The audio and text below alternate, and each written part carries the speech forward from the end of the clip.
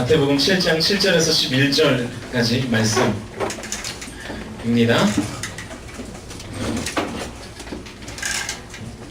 다 찾으셨죠? 마태복음 7장 7절에서 11절까지 우리가 잘 아는 그런 말씀입니다. 같이 교대로 읽습니다. 구하라 그리하면 너희에게 주실 것이요 찾으라 그리하면 찾아낼 것이요 문을 두드리라 그리하면 너희에게 열릴 것이니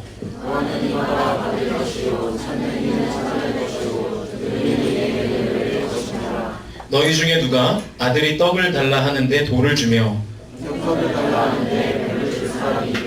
함께 있습니다. 너희가 악한 자라도 좋은 것으로 자식에게 줄 줄 알거든 하물며 하늘에 계신 너희 아버지께서 구하는 자에게 좋은 것으로 주시지 않겠느냐. 아멘.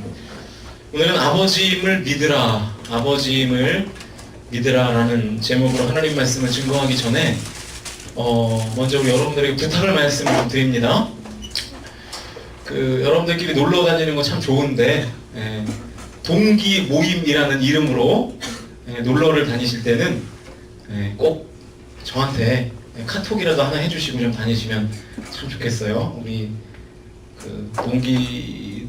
동기들이 놀러를 갔다가 잘 놀고 왔는데 한 5명이 또 아파서 와가지고 제가 지금 심히 걱정이 됩니다. 또 교회로 전화가 오지 않을까.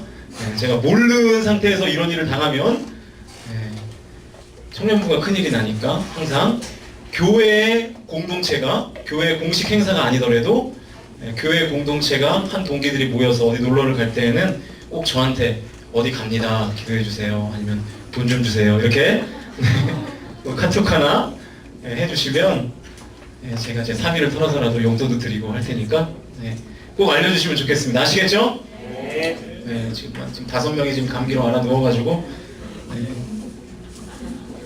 그 동기들은 얼차려를 좀 받아야 될 것 같아요. 어쨌든 이제 설교하겠습니다. 아버지임을 믿으라. 여러분, 행복의 조건이 뭐라고 생각하십니까? 행복. 뭐가 있어야 행복할까요? 뭐가 있어야 행복할까요, 여러분들은? 이것만 있으면 참 행복하겠다. 그런 것들이 있으십니까? 아니면 너무 많습니까? 그런 것들이? 이것도 있어야 되고 저것도 있어야 되고. 그럼 질문을 바꿔서 이 사람이 불행감을 느낄 때는 언제 난 참 불행하다 이런 생각을 가질까요? 실패할 때? 낙심되는 상황이 있을 때? 설문을 해보면요, 직장인들 한번 잘 들어보세요. 이 직장인들이 다니던 직장을 그만두거나 다른 직장으로 이직을 고민하는 가장 큰 이유, 그러니까 이 다니는 직장에서 불행감을 느끼는 가장 큰 이유는 적은 연봉, 돈을 많이 안 줘서, 과도한 업무, 일 것 같지만 사실은 1등은 이 상사와 동료 간의 관계의 불화, 그것 때문에 가장 많은 이직을 한다, 그리고 이직을 고민한다, 그런 설문조사가 있는 것을 본 적이 있습니다. 인간에 대한 다양한 정의 중에 우리에게 가장 익숙한 것은 인간은 사회적 존재라는 인간에 대한 정의죠. 사회적 존재라는 말은 나 외에 다른 사람과 이 원만한 관계를 맺으면서 살아갈 때 비로소 우리가 행복감을 느낄 수 있는 존재. 그러니까 우리는 애초에 그렇게 만들어진 거예요. 다른 사람과의 관계 속에서 행복을 찾을 수밖에 없는 존재. 그러니까 사람을 행복하게 하는 것은 어떤 의미에서는 지위의 고하나 소유의 많고 적음보다는 이 관계의 문제라고 봐도 크게 무리가 없을 것입니다. 다른 사람들과의 관계가 풍성해질수록 삶에 대한 만족감도 사실은 더 커질 수밖에 없는 거죠. 그러면 우리가 인생을 살면서 반드시 친밀한 관계가 되어야 되는 그런 어떤 어떤 관계들이 있을까요? 여러분 같으면 누구와 좀 친밀해야 돼? 여러분의 인생이 좀 편하고 행복할까요? 친구들도 있겠고, 부모들도 있겠고, 아니면 교회에서 교육자들과의 관계도 있겠고, 이런 다양한 관계가 잘 형성이 되어 있어야 그 한 사람이 만족한 신앙생활을 감당할 수 있는 것입니다. 여러분 가정이 평안하려면 누구와 누구 사이가 좋아야 되죠? 그렇죠. 엄마와 아버지의 사이가 좋아야 되죠. 그래서 부부 사이는 몇 천이라 그래요? 네, 영촌, 네, 우촌이라 그러죠. 촌수가 없다. 네, 그 촌수가 없어서 남남이라는 말이 아니라 그만큼 이 가까워야 되는 사이라는 것이죠. 그런데 이게 성경적으로도 근거가 있는 내용입니다. 창세기 2장 24절을 보시면 이런 말씀이 있어요. 이러므로 남자가 부모를 떠나 그의 아내와 합하여 둘이 한 몸을 이룰지로다. 그러니까 성경에 나와 있는 결혼에 관한 메시지인데요. 여기서 아내와 합하다라는 표현을 원문에 가깝게 해석하면 이 아교풀로 붙이다라는 뜻이 있습니다. 그러니까 요즘식으로 말하면 본드로 붙이다. 본드로 붙인 그 상태를 억지로 떼어내면 어떻게 되죠? 여러분 혹시 살과 살 사이에 본드를 붙여본 적이 있습니까? 아니 가끔 이렇게 뭐 사무 작업하다가 그럴 수 있잖아요. 떼면은 살까지 어떻게 되죠? 그런 거 안 해봤어요? 나만 해봤네? 네, 그래요? 네. 그냥 나만 이상한 사람 됐네?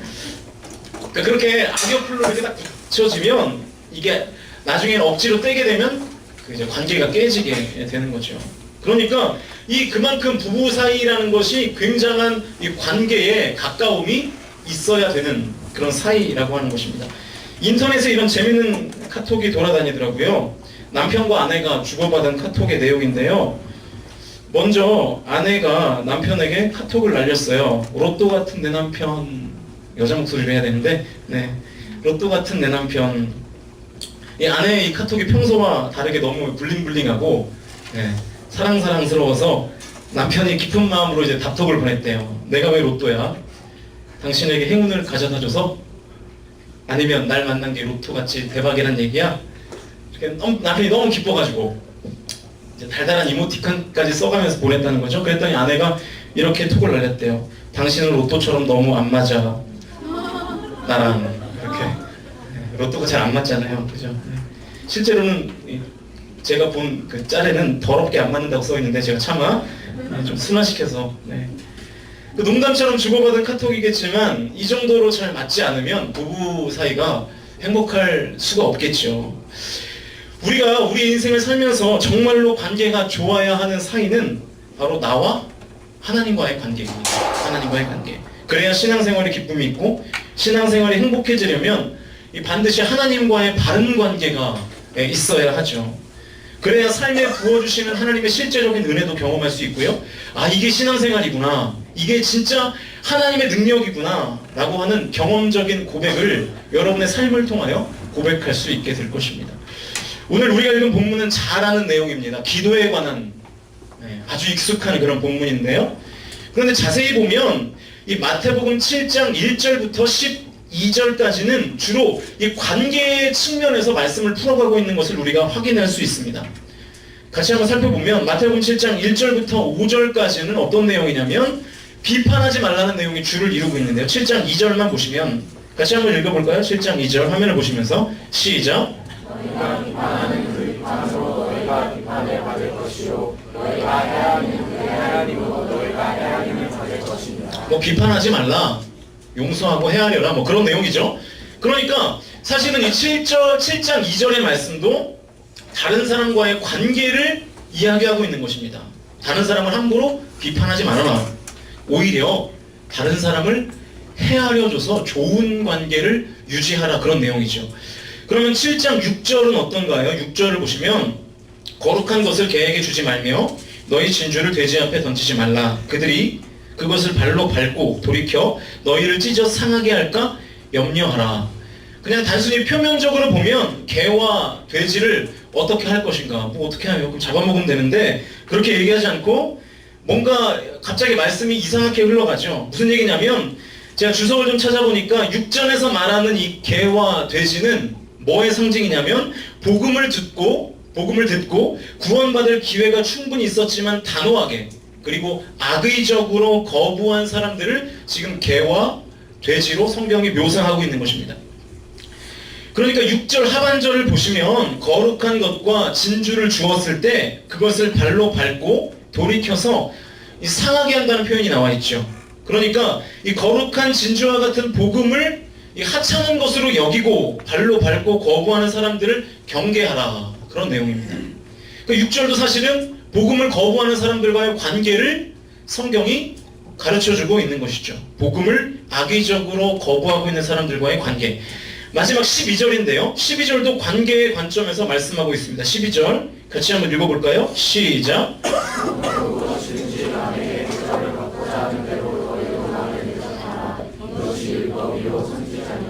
황금률이라고 하는 본문이죠. 우리가 흔히 황금률이라고 얘기하는 그런 구절인데요. 대접받고 싶은 대로 남을 대접하라. 다 관계에 관한 말씀입니다. 그런데 유독 오늘 우리가 본문으로 택한 7절에서 11절까지의 내용만 관계가 아니라 기도의 내용으로 채워져 있습니다. 왜 성경이 이렇게 배치되어 있을까요? 앞뒤는 다 관계에 관한 내용인데 왜 딱 그 중간에 7절부터 11절까지만 기도에 관한 내용일까요? 성경이 이렇게 배치된 이유가 있겠죠. 무슨 얘기인가 하면 기도의 성패가 뭐에 달려있다는 얘기일까요? 역시 기도도 관계에 그 성패가 달려있다. 기도를 오래 하고 기도를 아무리 열심히 하고 아무리 기도를 큰 소리로 하고 그런 것도 중요하지만 사실 그것보다 더 중요한 것은 뭐라는 거예요? 기도의 성패는 하나님과의 관계에 달려있다라고 하는 것입니다. 오늘 본문이 진짜 그것을 말하고 있는지 같이 한번 확인해 보시죠. 7절과 8절입니다. 같이 읽습니다. 7절, 8절 시작. 너라 그리하면 너에게 주실 것이요 찾아라 그리하면 찾아낼 것이요 문을 두드리라 그리하면 너에게 열릴 것이니. 참 이 수험생들에게 힘이 되는 말씀 아닙니까? 그죠? 두드리라 그러면 열릴 것이다. 네, 얼마나 힘이 되는 말씀이에요? 계속 두드리십시오. 구하라 받을 것이다. 찾으라 찾을 것이다. 두드리라 열릴 것이다. 되게 좋은 말씀이죠. 여기에는 하나님과의 관계를 중요하게 생각하는 표현은 별로 없어 보입니다. 그냥 구하면 주신다 그런 맥락이죠. 그런데 사실 정말 중요한 것은 그 다음입니다. 7장 9절, 10절 역시 같이 읽습니다. 시작.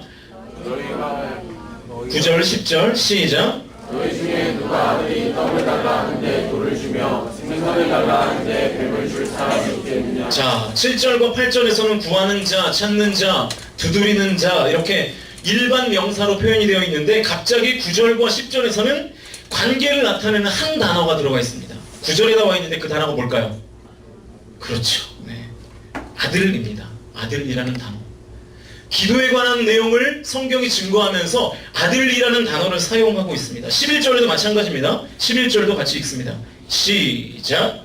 너희가 다른 자라도 좋은 것으로 자식에게 줄 줄 알거든 하물며 하늘에 계신 너희 아버지께서 구하는 자에게 좋은 것으로 주시지 않겠느냐. 자, 좋은 것을 우리에게 주신다는 말씀이에요. 누가요? 하늘에 계신 아버지께서 누구에게?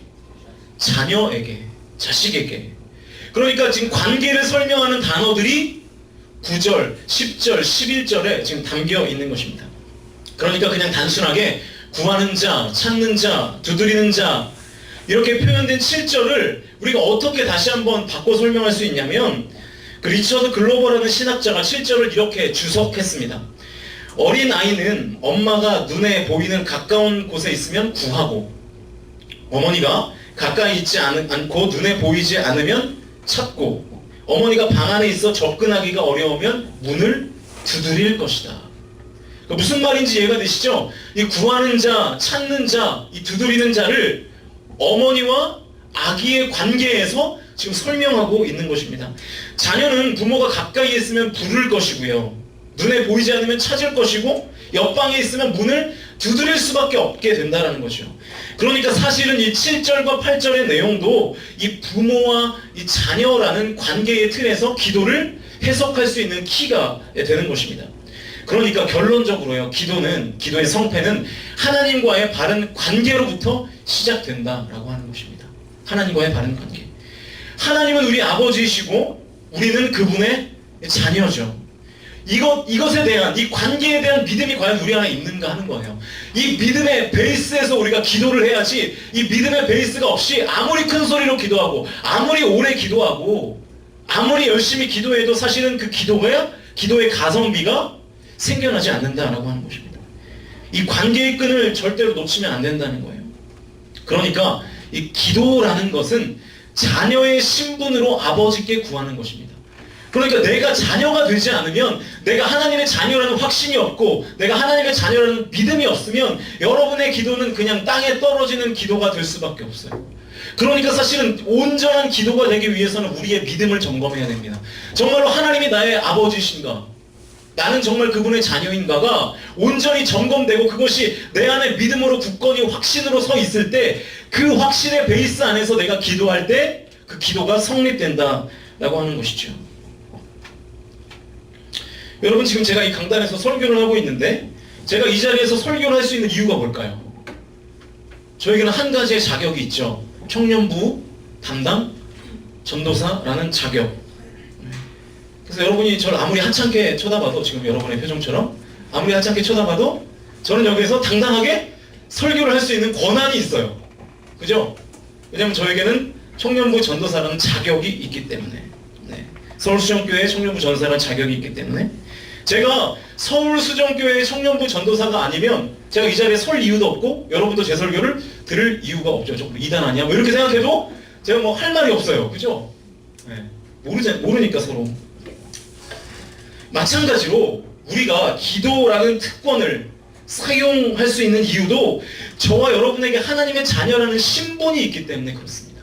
그러니까 그 신분을 주장하면서 기도해야 그 기도가 능력이 되는 것입니다.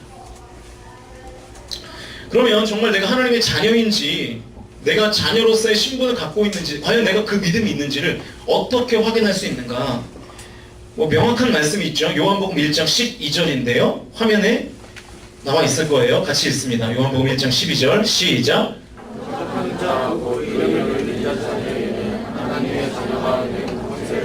자, 내가 하나님의 자녀가 확실한가, 그렇지 않은가를 내가 정말 예수 그리스도의 이름을 믿는가 아닌가에 달려 있습니다. 그러니까 여러분은 알아요. 여러분의 믿음을. 내가 정말 하나님을 믿고 있는가, 내가 정말 예수 그리스도의 이름의 능력을 믿고 있는가, 그렇지 않은가, 거기에 여러분이 자녀인가 자녀이지 않은가가 결정되는 것입니다. 예수님의 이름을 믿으면 자녀의 권세를 누릴 수 있는 특권이 생기는 것이고, 예수님의 이름을 믿지 못한다면 자녀의 권세는 내 것이 아닙니다. 예수님을 믿는 순수한 믿음의 유무가 내가 자녀가 될 수 있는가 그렇지 않은가를 결정하는 거예요. 바로 예수님을 온전히 믿음으로 얻게 된 이 자녀의 권세를 가장 요긴하게 쓸 수 있는 그런 한 카테고리가 기도라는 거예요. 기도. 그러면 왜 하나님은 이런 시스템을 만들어 놨을까요? 왜 자녀의 신분을 가지고, 그러니까 하나님을 내 아버지로 확실히 믿고 나는 그분의 자녀임을 확실히 믿는 상태에서 기도해야 왜 능력이 나타나는 걸까요? 그렇지 않으면 왜 능력은 나타나지 않을까요? 왜 그러냐면 기도가 타락할 수 있기 때문에 그렇습니다. 우리의 기도가 잘못되고 타락할 수 있기 때문에. 11절을 다시 한번 볼까요? 11절. 너희가 악한 자라도 좋은 것으로 자식에게 줄 줄 알거든 하물며 하늘에 계신 너희 아버지께서 구하는 자에게 좋은 것으로 주시지 않겠느냐. 자, 11절 끝부분을 보세요. 구하는 자에게 좋은 것으로 주시지 않겠느냐 라고 되어 있죠. 이 표현을 다른 성경으로 보니까 이렇게 나와 있습니다. 구하는 자에게 더 좋은 것으로 주시지 않겠느냐. 구하는 자에게 더 좋은 것으로 주시지 않겠느냐. 이렇게 번역을 했습니다. 그게 무슨 말이냐면 여러분이 구하는 게 있어요. 그죠? 우리는 우리의 기도가 내가 원하고 내가 바라고 있는 것들이 있다고요. 내가 원하는 것을 구해도 아버지 되시는 하나님께서는 내가 원하는 것을 채워주는 방식으로만 일하시는 것이 아니라 내가 원하는 것보다 더 좋은 것이 있으면 그것을 주신다는 말씀입니다. 그러니까 내가 원하는 게 응답되지 않을 수도 있죠. 그렇죠? 여러분이 어떤 A라는 응답의 결과물을 놓고 기도할지라도 그 A라는 응답이 하나님께서 여러분에게 주시지 않을 수 있다는 말입니다. 왜 그러냐면 아버지이기 때문에. 이 아버지와 자녀라는 이 관계에 대한 믿음이 있느냐 하는 거예요. 그러니까 만약에 내가 A라는 것을 구했는데 하나님이 나의 아버지고 내가 그분의 자녀라는 확신이 있다면 내가 A라는 것을 구하는데 하나님은 B를 줬어요. 그럼 나에게는 어떤 생각이 들 수 있을까요? 아, 하나님이 더 좋은 것으로 나에게 주셨구나. 왜? 내 아버지니까. 이해가 되시죠? 그런데 하나님은 나의 아버지가 아니고 나도 그분의 자녀가 아니라면 내가 A라는 것을 구했을 때 A가 채워지지 않으면 어떻게 되는 겁니까? 하나님은 없다. 관계가 깨져버리게 되는 거예요. 그러니까 하나님은 내 아버지인데 내가 구하는 것보다 더 좋은 것을 주시겠지 하는 그 믿음이, 하나님은 나의 아버지고 나는 그분의 자녀라는 관계 속에서 생겨나는 거라고요. 이 관계가 깨지면 우리의 기도는 기복주의적으로 타락할 수밖에 없습니다. A라는 것을 구했을 때 채워지지 않았으니까 이것은 기도 응답이 아니야. 내가 원하는 것이 채워지지 않았으므로 이것은 하나님의 뜻이 아니야. 이렇게 생각할 수 있다는 거죠. 오늘 왜 이렇게 말이 빠르지? 네.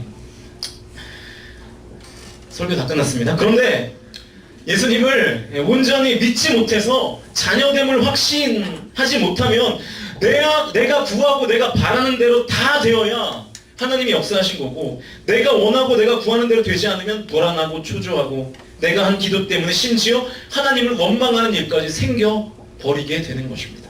기도가 타락하는 거죠. 기도 때문에 오히려 하나님과의 관계가 더욱더 깨져버리는 것입니다. 하나님은 나의 아버지이시고 나는 하나님의 자녀라는 확신을 가지고 기도하지 않으면 모든 기도는 교만 그리고 기복적으로 타락할 수 있는 위험성을 가지게 되는 것입니다. 이제 진짜 기도하려고 합니다. 찬양하면서 기도하려고 하는데요. 여러분, 기도를 통해서 우리가 은혜를 누리려면 그냥 단순히 열심히 또 뜨겁게 크게 기도하는 것에서 그치면 안 되고요. 기도의 성패가 아버지와 자녀의 관계에 달려있다는 것을 먼저 깨달으셔야 됩니다. 그래서 여러분의 믿음을 먼저 회복하셔야 됩니다. 아, 그렇지. 하나님은 나의 아버지시다. 나는 그분의 자녀다. 그래서 내가 기도한 것과 상관없는 응답이 올지라도 하나님이 나를 망하게 할 리가 없다. 왜? 하나님은 내 아버지시니까. 우리에게 정말 그 믿음이 있냐는 거예요. 우리가 예배 안에서 수많은 기도를 하지만 그 믿음의 베이스 위에서 그 기도를 하고 있는가? 그러면 여러분의 모든 기도는, 확실하게 말씀드리는데 여러분의 모든 기도는 하나님 뜻 가운데 응답될 줄로 확신합니다. 내가 다른 것을 믿고 의지하는 것이 아니라 오직 예수님을 믿는 믿음 안에서 자녀된 자로서 그 자녀의 권세를 가지고 기도하셔야 합니다. 그래서 여러분의 기도보다 먼저 선행되어야 하는 고백이 있어요. 여러분의 입술을 통하여 먼저 선포되어야 하는 고백이 있습니다. 그것은 하나님은 나의 아버지십니다 라고 여러분이 마음을 다하여 정말로 부를 수 있는가 하는 거예요. 하나님이 내 아버지시라면 지금 나의 상황, 현실, 흘러가는 나의 모든 삶의 섭리들이 하나님의 뜻이라는 것을 여러분이 정말 믿을 수 있다면 여러분의 삶은 흔들리지 않을 것입니다. 그리고 여러분의 기도는 타락하지 않을 것입니다. 내가 원하고 구하는 것보다 더 좋은 것으로 주시는 하나님의 풍성한 은혜를 경험하게 될 것입니다.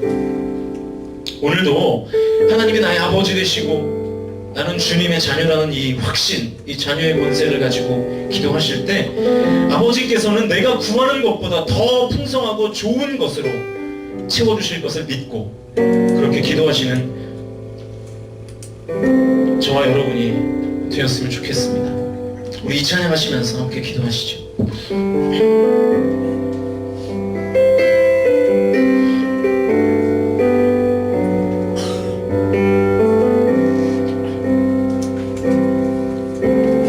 아버지 사랑 내가 노래해, 아버지 은혜 내가 노래해, 그 사랑 변함없으신 거짓 없으신 성실하신 그 사랑, 상한 갈 때 꺾지 않으시는,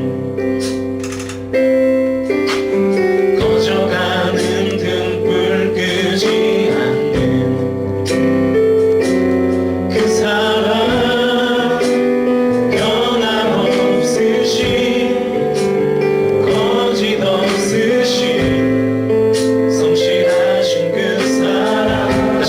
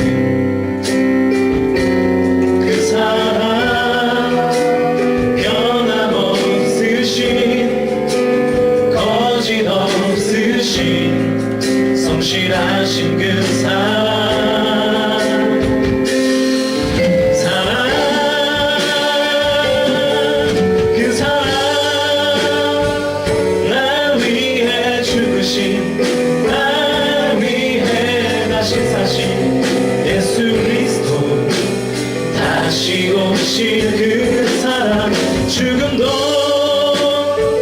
생명도 천사도 하늘의 어떤 권세도 끊을 수 없는 영원한 그 사랑 예수 그 사랑 그 사랑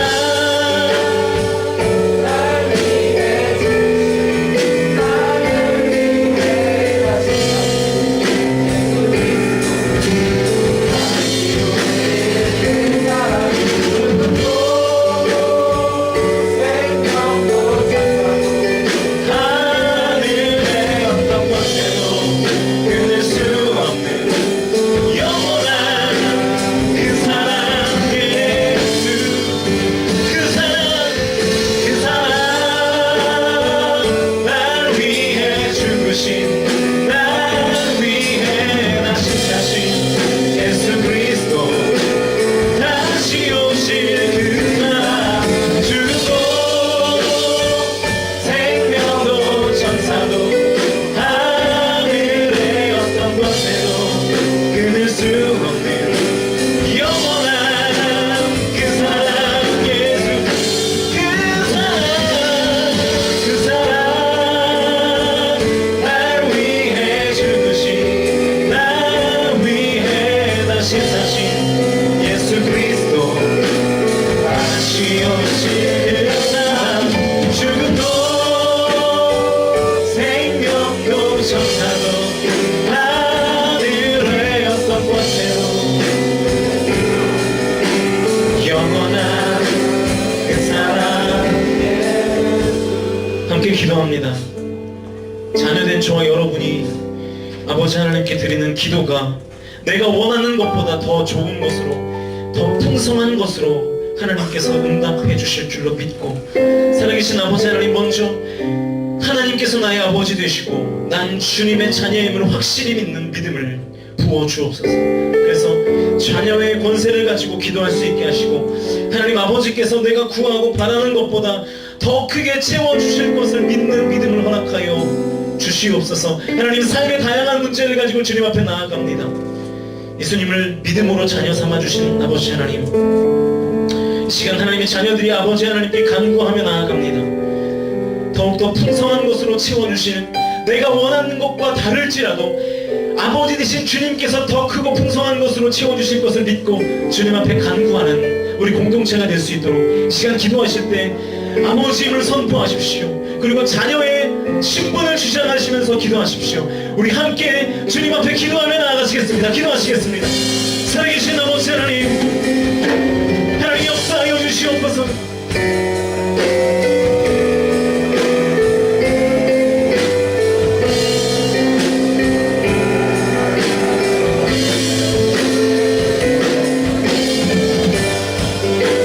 하나님 정말로 내 안에 하나님께서 나의 아버지 되심을 믿는 믿음이 있습니까? 수십 년 가운데 수십 년 동안 신앙생활을 했지만 정말로 하나님이 내 아버지 되셔서 나보다 나를 더 잘하시고 내게 지금 필요한 것이 무엇인가를 다 알고 계시며 알파와 오메가 되시고 처음과 마지막 되시는 보내심을 믿는 믿음이 정말로 내 안에 있습니까? 아버지 하나님 먼저 그 믿음을 갖도록 인도하여 주시옵소서. 그래서 나의 기도가 타락하지 않게 하시고 나의 기도가 하나님의 뜻에 부합하는 기도가 되게 하시며 내가 기도할 때 내가 원하는 것을 구할 때에 하나님께서 내가 원하는 것보다 더 크고 좋은 것으로 더 좋은 것으로 채워주실 줄로 믿고 주님 앞에 간구하는 하나님의 공동체 될 수 있도록 주님이 도와여 주시옵소서. 내가 정말 주님의 자녀임을 믿고 있습니까? 내가 정말 하나님을 나의 아버지로 믿고 내가 주님의 자녀임을 확신하며 믿음의 그 권세를 가지고 살아가고 있습니까? 아버지 하나님 역사하여 주시옵소서. 내가 주님의 자녀입니다.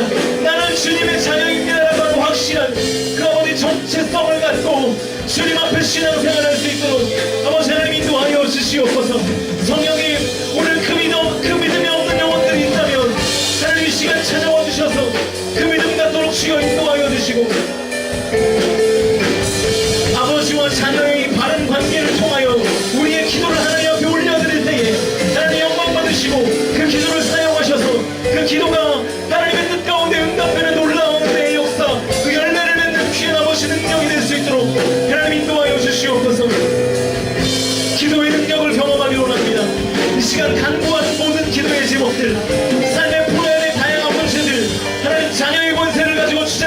하시고 하나님께서 나의 아버지 되심을 믿는 믿음 안에서 구하게 하시고 하나님 그 모든 것들 가운데 나아갈 때에 하나님께서 역사하시고 주님께서 채워주실 줄로 믿습니다. 아버지 하나님 인도하여 주시옵소서. 그 믿음 갖도록 인도하여 주시옵소서.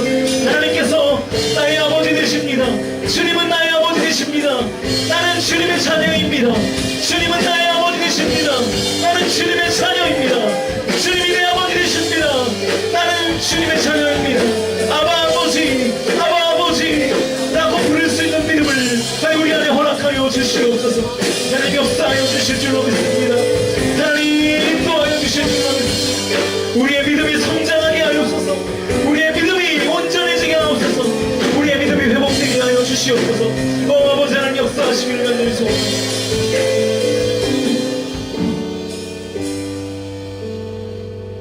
하나님께서 아버지임을 믿습니다. 그리고 나는 그분의 자녀임을 믿습니다. 하나님 그 믿음 가운데에 기도할 수 있도록 인도하여 주시옵소서. 그러면 하나님께서 내가 원하는 것보다 더 좋은 것으로 채워주실 줄로 믿습니다. 아버지 되신 하나님께서 나에게 가장 필요한 것을 가장 필요한 때에 주실 줄로 믿습니다. 그 믿음 가지고 두려워하지 않고 불안해하지 않고 근심과 걱정으로 살아가지 않게 하시고 주님 주시는 평안 가운데 믿음으로 사는 우리들 공동체의 모든 식구들 될 수 있도록 주님 함께하여 주시옵소서. 감사드리며 예수님의 이름으로 기도하옵나이다.